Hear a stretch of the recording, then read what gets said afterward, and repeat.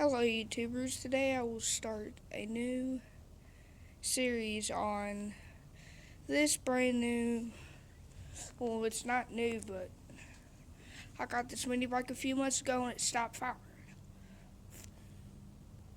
So now I'm just going to put a new motor on it and all. But it was a 98cc Baja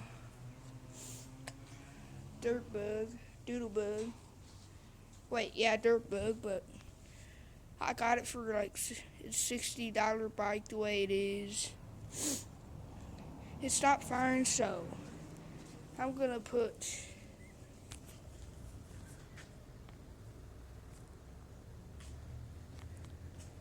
that yellow 6.0 motor right there on this. I'm not gonna show the whole build, but this is gonna be on my new project, and I'm gonna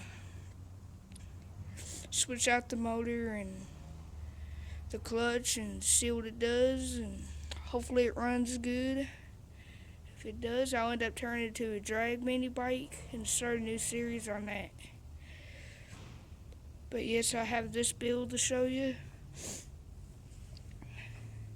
But yeah, it just stopped firing. I done everything I could with it with my dad and it didn't work.